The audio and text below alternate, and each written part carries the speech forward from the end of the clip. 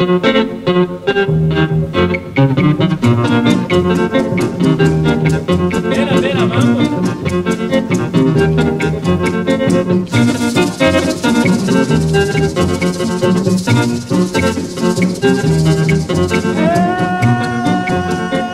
État est régi par des lois. La complexité de la vie actuelle est telle qu'un jour ou l'autre, chaque citoyen peut se retrouver devant la justice pour avoir enfreint la loi ou pour avoir subi des préjudices. Un citoyen moyen est-il en mesure de se retrouver dans les dédales du pouvoir judiciaire? S'adresse-t-on au même endroit pour un accident de circulation routière que pour un problème de refus de séjour dans un pays tiers? C'est alors que la nécessité de se faire assister apparaît et une idée surgit, voir un avocat. Maître Guilhem Afouta, vous êtes avocat au barreau de Bruxelles.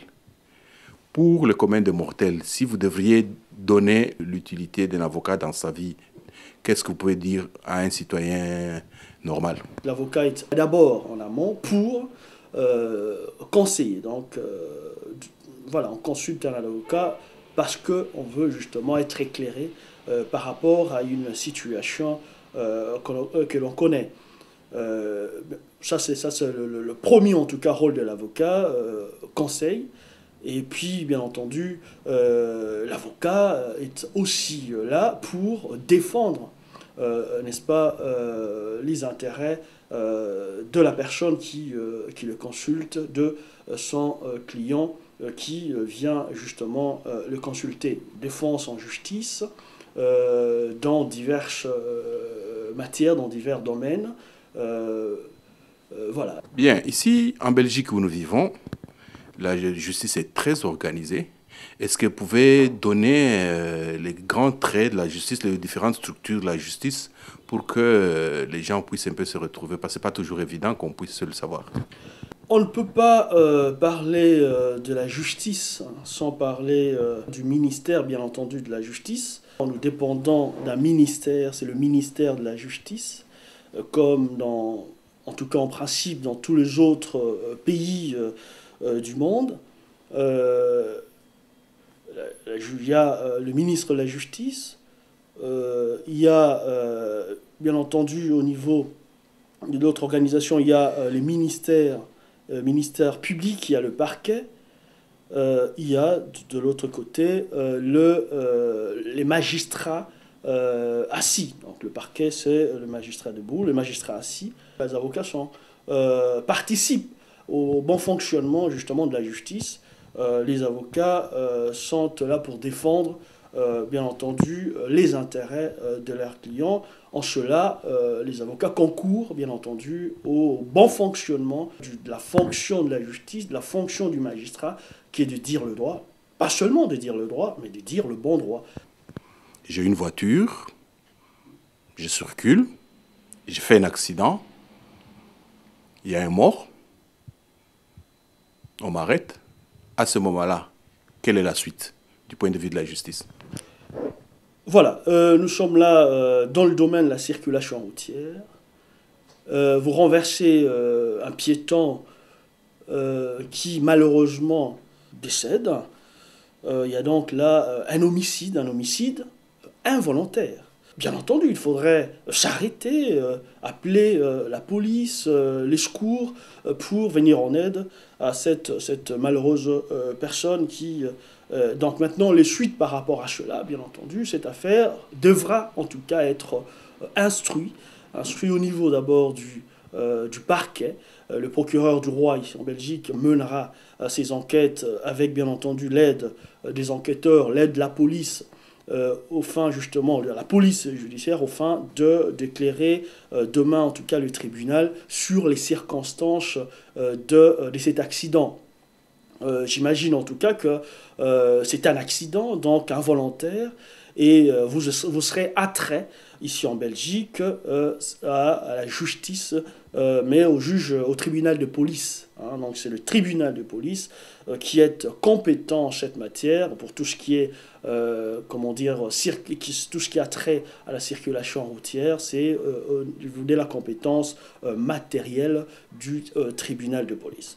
lorsque cette affaire sera portée devant le tribunal de police, la partie, bon évidemment la personne n'est plus, donc sa famille va se constituer partie civile pour être indemnisée. Qui dit indemnisation dit paiement d'argent. Hein. On ne peut pas comme ça chiffrer de façon absolue comment dire, les préjudices subis par la famille, mais il y a un tableau au niveau du tribunal de police, un tableau d'indemnisation qui établit, qui fait le calcul. Lorsqu'on perd une mère, c'est autant. Lorsqu'on perd un enfant, c'est autant. Et donc, sur base de ces tableaux, vous serez amené justement, le juge sera justement amené à vous condamner à indemniser la famille qui se sera constituée partie civile devant sa juridiction. Il y a beaucoup de Congolais qui vivent en Belgique. Il y en a beaucoup qui rêvent de venir en Belgique. Et notre jeune Congolais arrive, son visa est terminé, il ne veut plus partir. Et un jour, la police le ramasse, se dit, tiens, toi tu es en séjour irrégulier, on va te refouler. Qu'est-ce qui va se passer?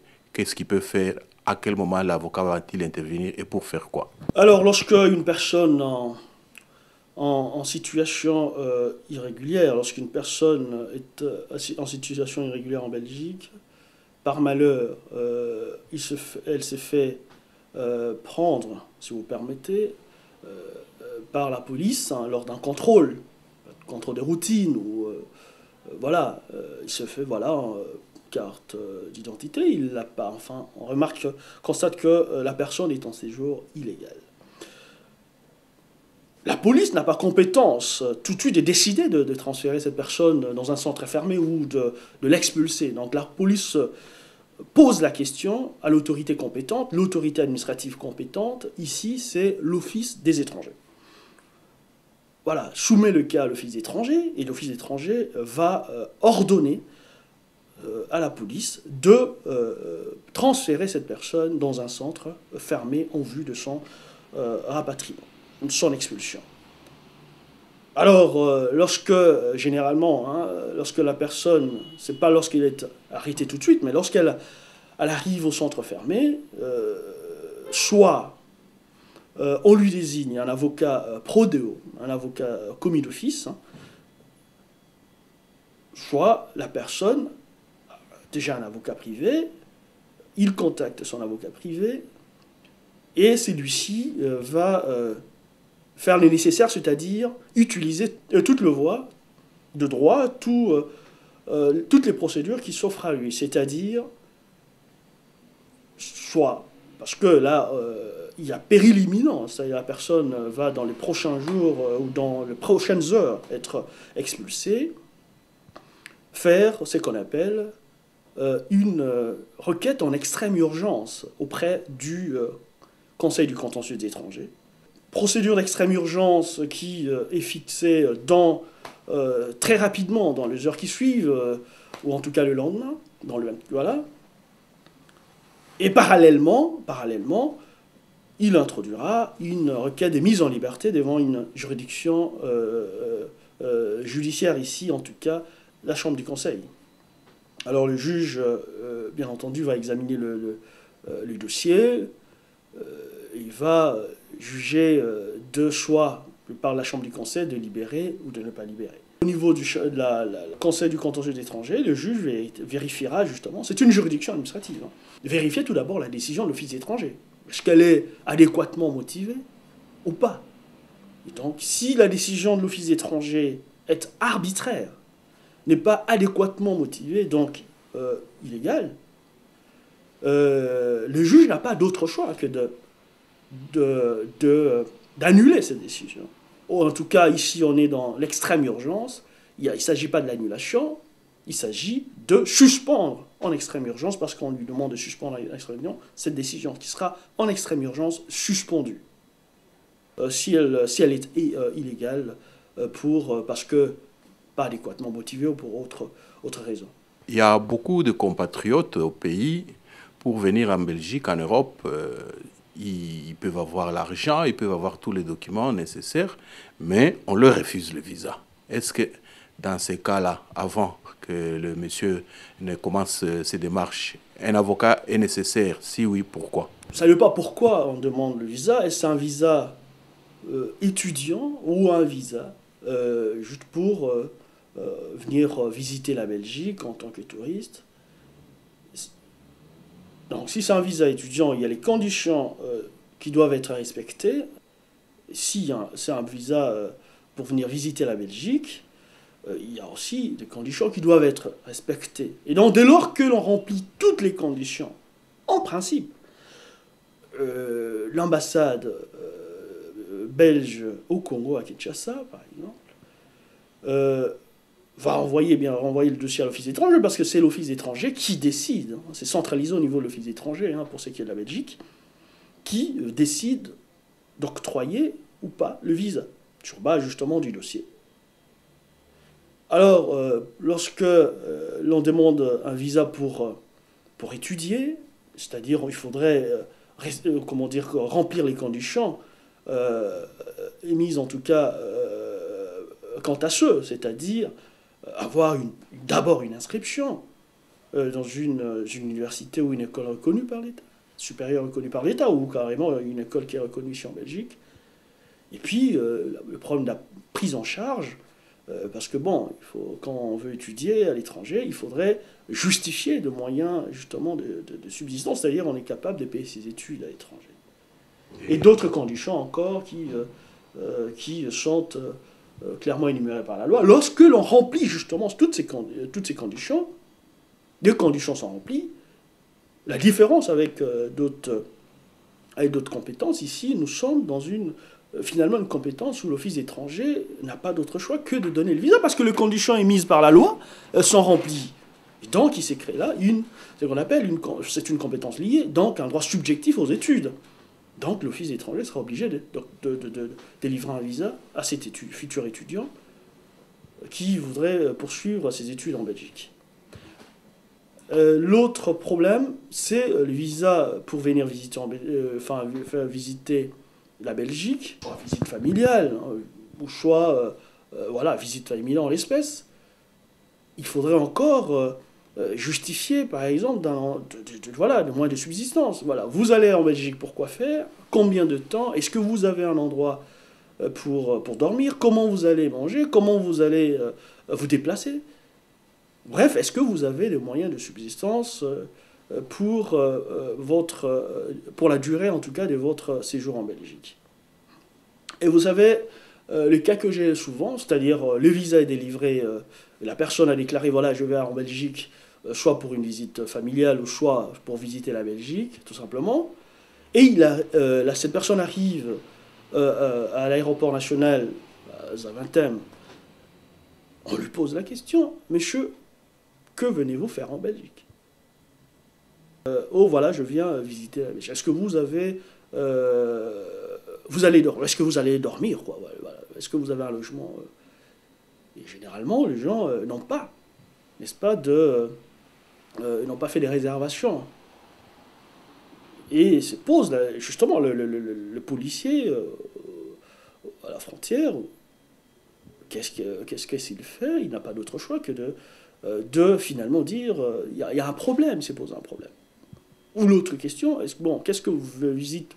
Je viens visiter la Belgique.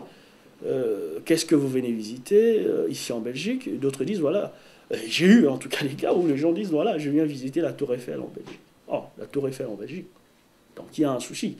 Et d'autres anecdotes encore. Et là, c'est ne pas tout à fait acquis quand on a un visa en Belgique, délivré au niveau de Congo, mais après, au niveau de contrôle à la frontière, ils peuvent, les policiers, vous refuser l'accès au territoire et à partir de là, vous conduire dans un centre fermé en vue de votre rapatriement. Quelqu'un qui n'a jamais mis les pieds en Belgique, qui n'est pas suffisamment informé et qui voudrait entreprendre un tel voyage, il a intérêt à avoir un avocat avant? Un avocat, c'est d'abord quelqu'un qu'on peut consulter avant. Moi, voilà, libre à chacun ici de pouvoir décider du moment de le consulter, qu'il juge utile en tout cas pour consulter ou ne pas consulter un avocat, mais toujours est-il qu'il est en tout cas personnes qui, en tout cas, veulent s'assurer ou s'entourer de toutes les garanties, de pouvoir poser la question avant, quels sont les documents que je dois préparer, comment je dois préparer mon dossier. C'est l'avocat qui va l'indiquer, il dit voilà, il faudrait préparer tel dossier, il faudrait, pour les personnes qui veulent visiter la Belgique, avoir une prise en charge ou de moyens de subsistance.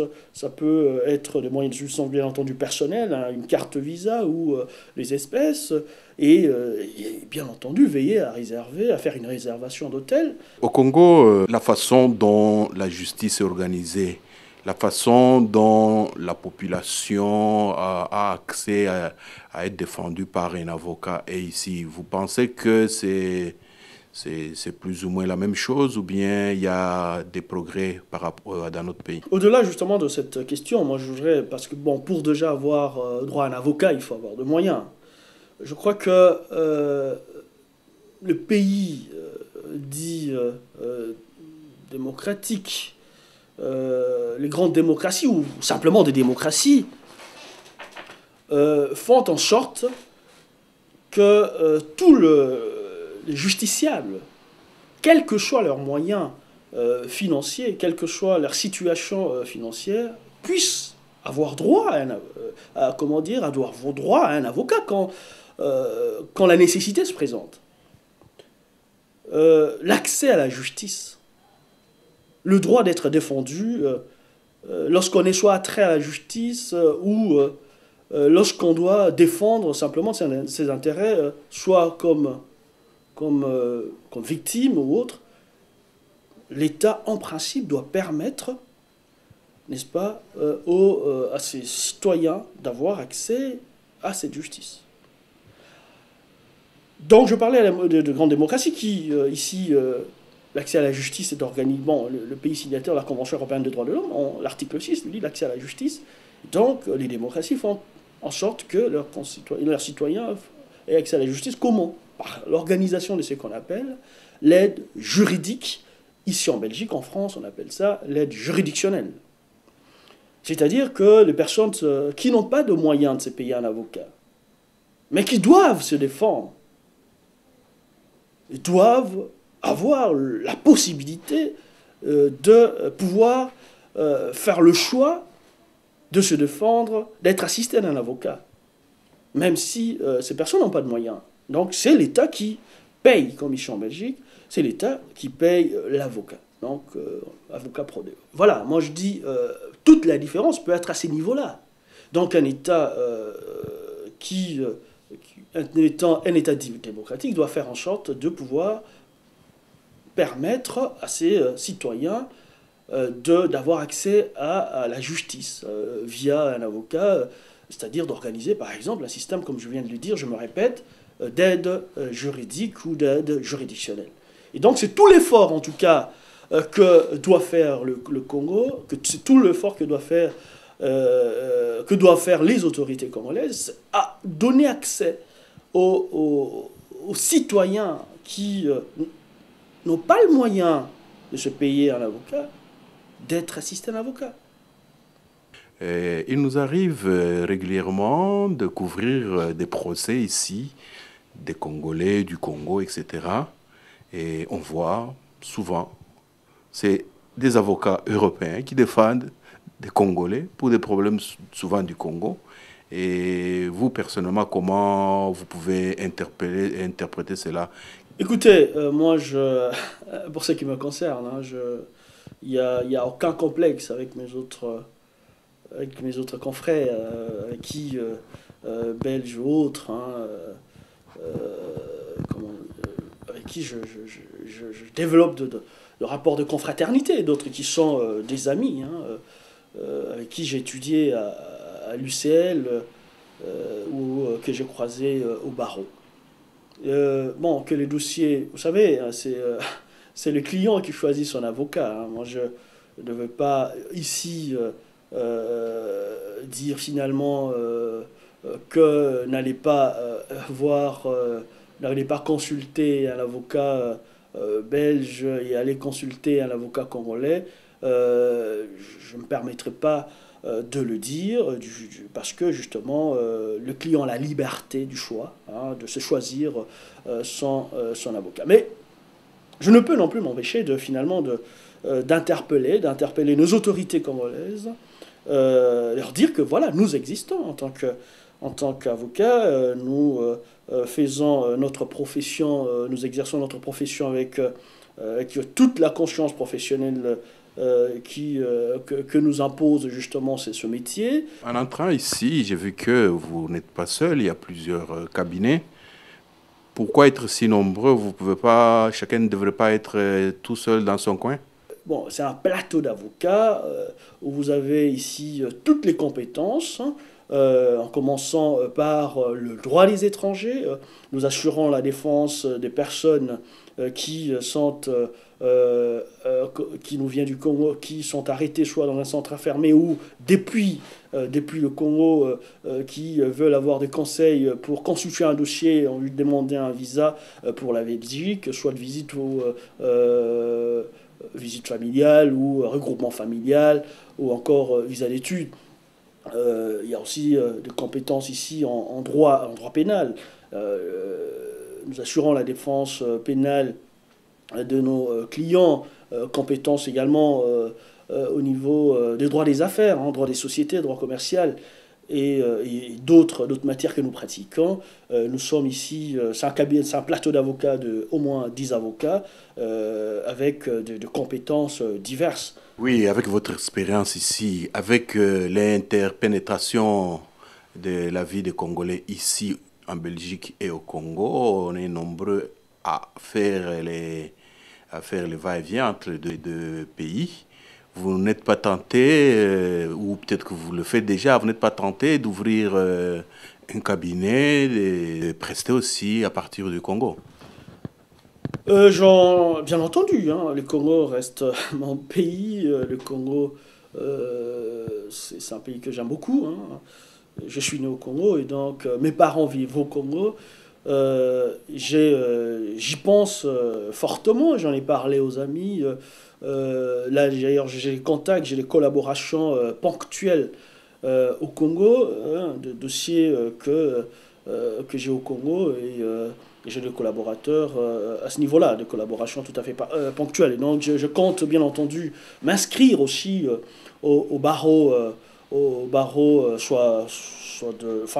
Kinshasa, la Gombe ou Matongé en tout cas en République démocratique du Congo, exercé principalement à Kinshasa dans les prochains mois. Je suis bien entendu tenté, plus que tenté, c'est une résolution de ma part. J'ai décidé dans les prochains mois, bien entendu, de m'installer aussi au Congo. Pour ceux des téléspectateurs qui nous suivent et qui sont tentés et qui sont séduits par vos projets, qu'est-ce que vous pouvez leur dire? Ce que je peux leur dire, c'est simplement comme on vient de dire, hein, moi j'ai dit voilà, l'avocat, on le consulte avant, on peut le consulter avant, c'est-à-dire en tant que conseil par rapport à un problème ou à un projet qu'on veut avoir.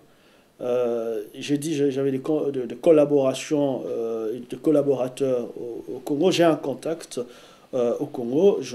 Bien entendu, je donnerai mon contact. Vous allez justement afficher le contact,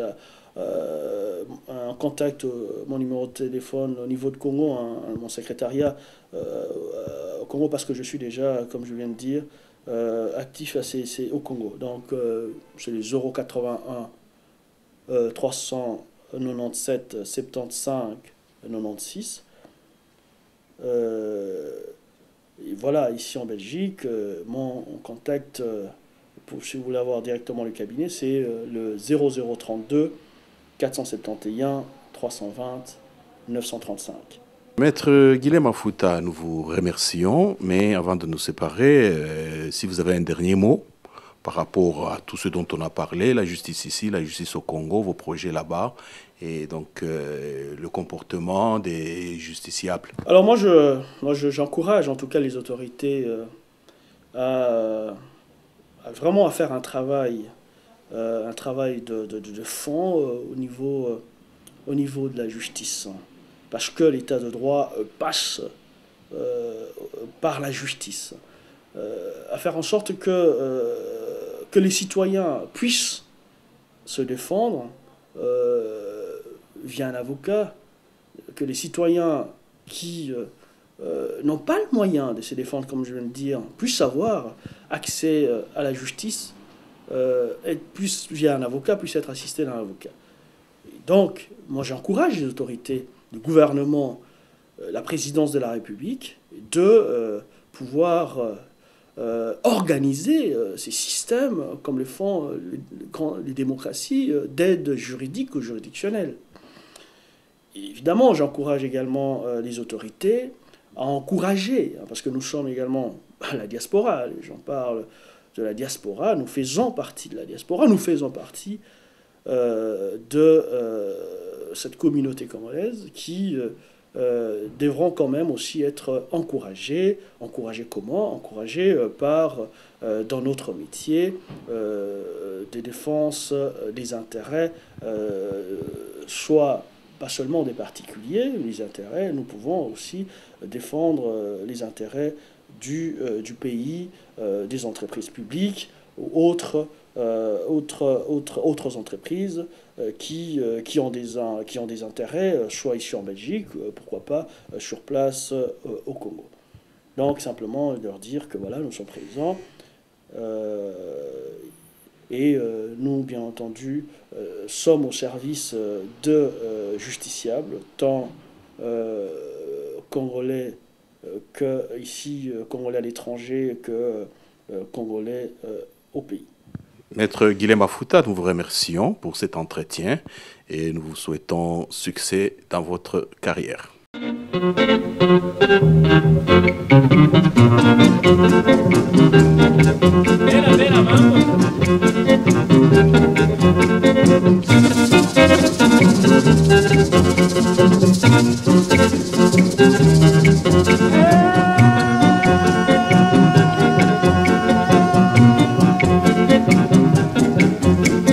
Bella, bella mambo.